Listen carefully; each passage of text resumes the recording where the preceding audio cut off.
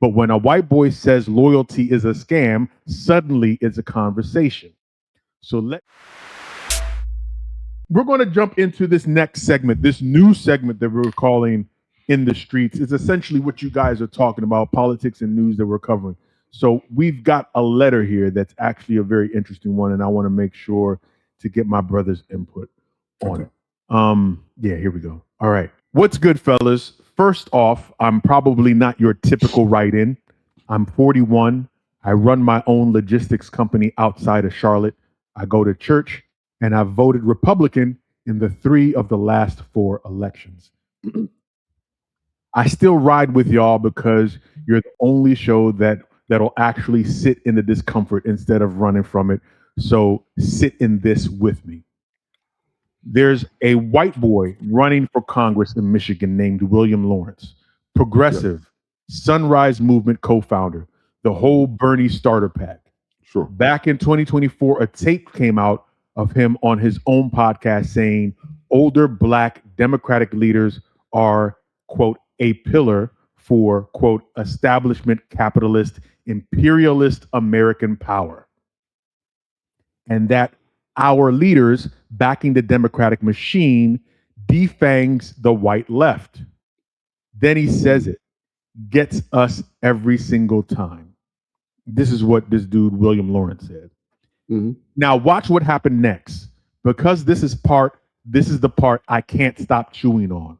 The Congressional Black Caucus condemned him, but then a bunch of actual Black leaders and voters in Michigan turned around and said he had a point. Even cut ads defending him. Same week, AOC shows up at a rally in Lansing and pointedly leaves him off the stage. Here's where I'm going to lose half of your audience. I think the man is right. I think it took a white progressive with nothing to lose to say the quiet part out loud. Our leadership has been renting us out to the party for 50 years for community seats and a good speech at the convention. And what did the district get? I left that plantation and everybody acts like I lost my mind. But when a white boy says loyalty is a scam, suddenly it's a conversation. So let me put it to all 3 of y'all, because I trust you 3 to go back and forth on it. Is Lawrence telling a truth our own leaders won't, or is it just easier to swallow the critique when it's not coming from inside the family?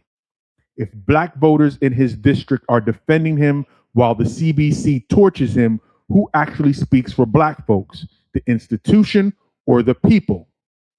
And the one I really want all 3 of you guys to sit with is a party taking block of voters for granted the same thing as the bloc having leverage? Or have we confused being needed with being valued? I already know at least one of y'all is going to be ready to call me a sellout. Whichever one it is, tell them the drive-thru is still open. Marcus from Charlotte. Well, Concord, but nobody knows where that is. So, does Marcus have a point? Is the Black leadership class, Black political leadership class, selling out the Black voting bloc? I'm going to let Krush go first, and then I'm going to throw it to L. I mean, no leader is above critique. And it is hard not to see Mr. Lawrence's point to a certain extent, historically, and looking at the results. It's hard not to consider this. And in regard to the voters in Michigan, they are more than entitled to their voice, and their perspective is for me more valuable in this situation. I'm not sure. I mean, I would say yes. In general, there has been a selling out of sorts, without any true material change. Go ahead, Al. First off, to my guy, I don't think you're a sellout.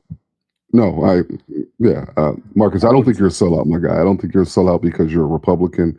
I don't think Black Republicans are sellouts. I don't think your political party is a designator of whether you are an ancestral traitor or not. That's not. Yes. No. I don't want to give you that impression. Yeah. Also, I want to correct you on one thing. Black leftists have been calling out the Black Democrats, the Democratic Party, for years. I mean, that's one of the reasons why on this particular show, many people have often called me a sellout because of how hard I go against the Democratic Party. Yeah. And particularly when I say, fuck the CBC.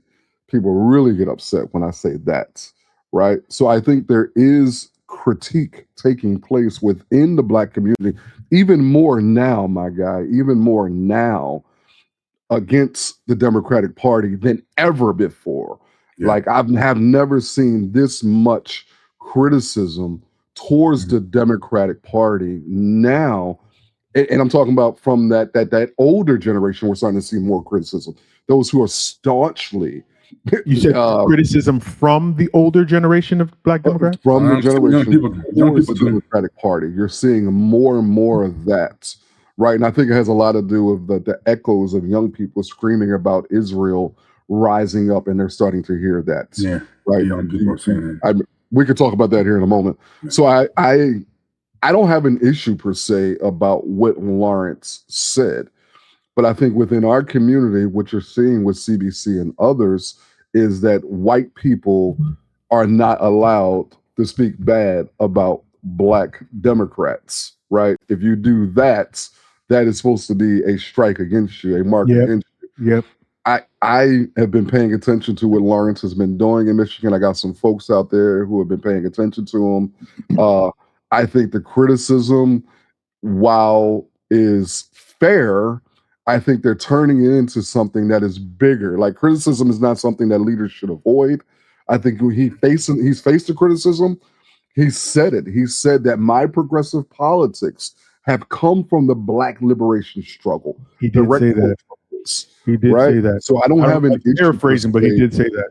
Yeah, I don't have an issue per se about him criticizing Black Democratic Party. I think the Black Democratic Party should be criticized. And let me be clear, not the Black Democratic Party, the Democrats in general should be criticized. I don't want to say just the Black Democrats because accurate, fair enough. It's not a Black party. Yep. Democrats in general should be criticized for a host of things. Right? We can go from how they handle COVID, we can handle to the elections, we can handle how messaging, how they've supported some of their own more progressive candidates, how they begin to speak out against some of the DSA-led candidates. Like they're some of the biggest advocates or enemies and ops of these DSA progressive candidates.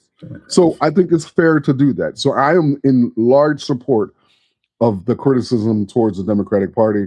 And I think what Lawrence is trying to do is great there in Michigan, a state that has largely been fighting to declare who's going to be more dominant there, which party. So I think it's great. And I'm with you. I think it should be fair to criticize them. And I don't give a rat's ass about you being a Republican, my guy. You ain't say no coon shit in your. Yeah, at least in the letter, he ain't say no coon I mean, shit. So he's good. We are in need. We are in need of political refinement. Okay, severe refinement. And it's political conversations that need to be had. Yeah, it does. We have these conversations. It does. For the longest time, the church and the Democratic Party were two entities that you are not allowed publicly to criticize. And that's where we find ourselves, and I think often enough, especially on this show, because we don't typically, though we may align more left, we don't fall in line with the typical or stereotypical belief of what a Black voting person should either think, say, or look like. Because there's no clear line. It can't be. Not anymore.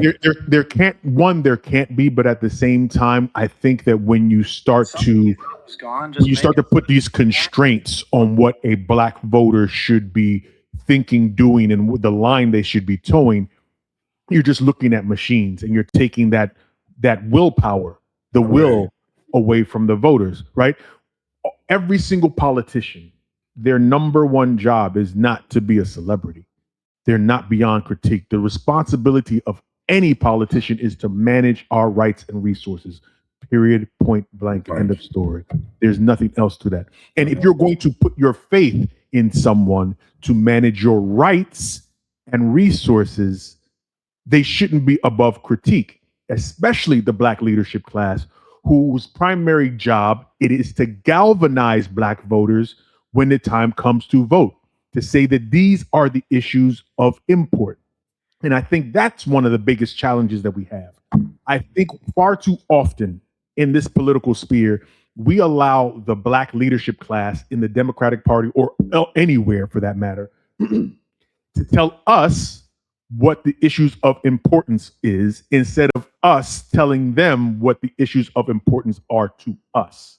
It's one of the reasons why somebody like Hakeem Jeffries can go out there and say that the Black leadership class, as a representative of the Black leadership class, is still going to continue to support Israel, sending money to Israel to bomb and destroy people in Gaza.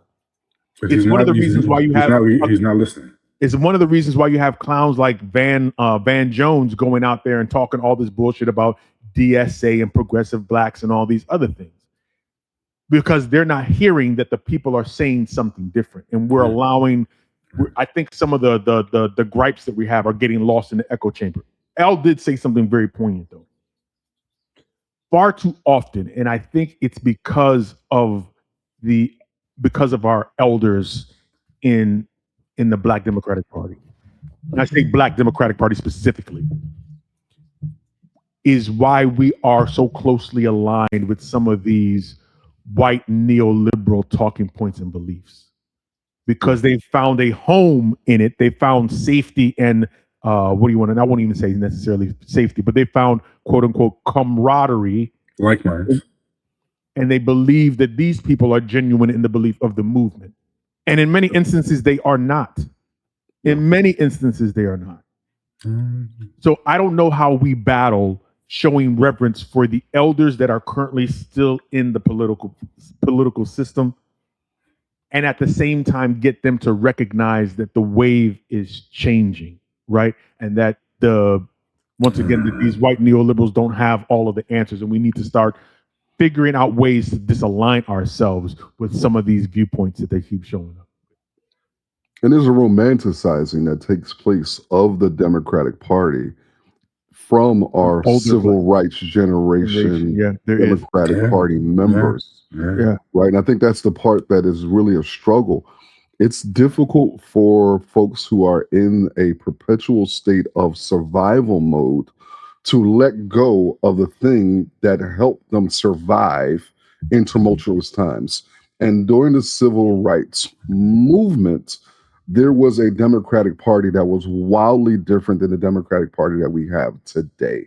Yep. Right? The Democratic Party that we have today largely is pro-capitalist, pro-imperialism, pro-Israel, pro all of the things that young people, and not even young people anymore, as I stated earlier, people across the CNN report that we seen the other day, where they were talking about the number of people who were saying that they were against the United States giving Israel aid, wanting to reduce the aid or end the aid. The numbers were so large, it was across age, it was across graduation, college graduation. I saw that. And it was larger than anything that they had seen in years. And I think that's what we're beginning to see. And I struggle with understanding why the Democratic Party has not capitalized off of these things that they're seeing, recognizing the sea change. They're not listening. You know, you have this monster in the White House right now. It's like and the messaging from the base could not be clearer. I want to also say that the numbers that we're seeing now that increase, somebody can correct me if I'm wrong, but they seem to also parallel with the number of Black people that are also leaving the church as well. Oh, listen, that's a whole different that's something. I just want to make sure that it's not just Black men now. But it's not. We're talking about Black people in general leaving in record numbers. Yeah, in record numbers. Yeah, bro. And they also have a marketing problem. Like, for the longest time, their marketing, it was Jesus saves. Well, Jesus is kind of late. There's a lot of people still saying they're waiting to be saved, bro. Yeah, Like, still waiting. Like, it's kind of late. Waiting to be saved. He on that Negro time, that old Negro time. Your old uncle drinking Henny on the ride, swerving. Like, he's. I mean, the Democrat Party is not in alignment. The church got bad marketing too. They need to check their marketing. They need a new strategy. The Democrat Party hell is not the thing that's driving people in the church anymore. Nah, it's not. Fire and brimstone. Fire and brimstone ain't doing it. In the prosperity gospel, people heard too much about that shit when they seen all these pastors on Instagram that was the jets and the Rolls Royces. So that was bound to run out of gas. It was. The prosperity guy was doomed to run out of gas. Yeah. When